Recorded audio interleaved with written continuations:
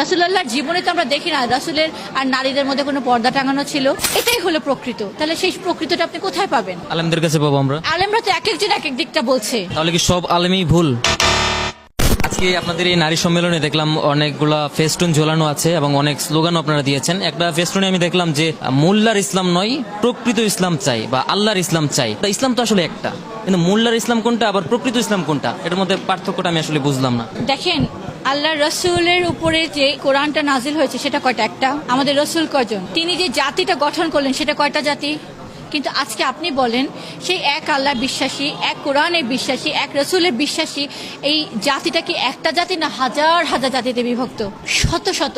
শুধু মুসলিমদের কথা যদি বলেন, হাজার হাজার তারিকা, হাজার হাজার মাযহাব, ফেরকা, তারিকা, দল, উপদল, রাজনৈতিক দল ইত্যাদি ইত্যাদিতে তারা বিভক্ত। তাহলে আপনি কোনটা নেবেন? সাপোজ একটা, আমি যেহেতু নারীদের বিষয়ে বলি, নারীরা পর্দা করবে, এটা তো সবাই বলে, কিন্তু পর্দাটা কতটুকু করবে? একজন বলবে আপাদমস্তক ঢাকবে, আরেকজন বলবে না ঢাকবে কিন্তু মুখটা খোলা রাখবে, আরেক দল বলে যে না পুরাটুক ঢাকবে চোখ খোলা রাখবে, আরেক দল বলে সব ঢাকবে খালি হাতের কবজি পায়ের কবজি। আপনি কোনটা নেবেন? এক এক মোল্লা, যদি মোল্লাই বলেন বা আলেম বলেন বা ধর্মের ধারক বাহক বলেন, ধর্মের প্রচারক বলেন, যেটাই বলেন, এক একজন এক এক ভাবে দিচ্ছে। আপনি কোনটা নেবেন? আপনি নেবেন সেইটা যেটা আল্লাহ বলেছেন কোরআনে, রাসূল করেছেন তার জীবনে। এটাই হলো প্রকৃত। তাহলে সেই প্রকৃতটা আপনি কোথায় পাবেন? আলেমদের কাছে পাবো আমরা। আলেমরা তো এক একজন এক এক দিকটা বলছে।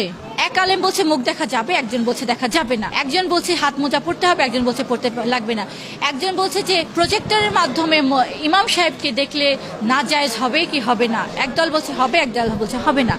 আপনি কোনটা নেবেন? তাহলে কি সব আলেমই ভুল? যেহেতু তাদের ব্যাখ্যাগুলো রাসূলুল্লাহর সেই রাসূলুল্লাহর লাইনে না, রাসূলুল্লাহ যা করেছেন তার সম্পূর্ণ বিপরীত, আমি ধরে নেব সবাই ভুল। It is proven. রাসূলুল্লাহ জীবনে যখন তিনি নবুয়ত পেলেন, তিনি যখন শিক্ষা দিলেন, দ্বীনের শিক্ষা দিলেন, নারী পুরুষ সবাই এটা গ্রহণ করেছে। নারীদেরকে তিনি উজ্জীবিত করেছেন, উৎসাহ দিয়েছেন, প্রেরণা দিয়েছেন এবং রাসূলুল্লাহর সামনে বসে নারীরা আলোচনা করেছে। রাসূলুল্লাহর জীবনে তো আমরা দেখি না রাসূলের আর নারীদের মধ্যে কোনো পর্দা টাঙানো ছিল বা নারী পুরুষের মাঝেও কোনো পর্দা ছিল, সবাই তো একইভাবে কথা বলেছে। রাসূলুল্লাহ ঈদের জামাতে যখন খুতবা দিচ্ছেন, তিনি বুঝতে পারলেন নারীরা অনেক কথা বুঝতে পারেন নাই, তিনি সেই তখন মেম্বার থেকে নেমে যে নারীদের মাঝে যে দাঁড়ালেন। এটা হাদিস যে তিনি মাঝে যে দাঁড়িয়ে যখন রাসূলুল্লাহ যখন খুতবা দিলেন, নারীরা কানের দুল, হাতের চুড়ি, আংটি সব খুলে দিয়ে দিলেন আল্লাহ রসুলকে আল্লাহর রাস্তায় ব্যয় করার জন্য। আজকে আমরা যেটা দেখছি, বিভিন্ন আলেমরা বিভিন্নভাবে ইসলামকে ব্যাখ্যা দিচ্ছেন, যত ব্যাখ্যা দিচ্ছেন সবগুলো হচ্ছে বাড়াবাড়ি। আল্লাহ কোরআনে বলেছেন, রসুলও বলেছেন তোমরা দিন নিয়ে বাড়াবাড়ি করো না, বাড়াবাড়ি করলে দিন ধ্বংস হয়ে যাবে, ঠিক তোমরাও ধ্বংস হবে যেভাবে অতীতে উম্মারা ধ্বংস হয়েছে।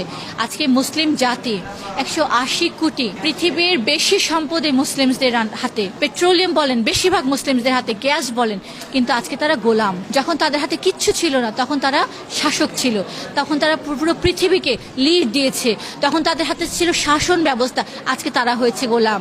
তখন তারা ছিল বিজয়ী জাতি, আজকে তারা পরাজিত। তারা তখন সমস্ত মানব জাতির অভিভাবক হয়েছিলেন, যতটুকু এরিয়া তারা শাসন করেছেন, তারা সবাইকে ন্যায় দিয়েছেন, সুবিচার দিয়েছেন, শান্তি প্রতিষ্ঠা করেছেন। আজকে তাদের সমাজে, দেশে, পরিবার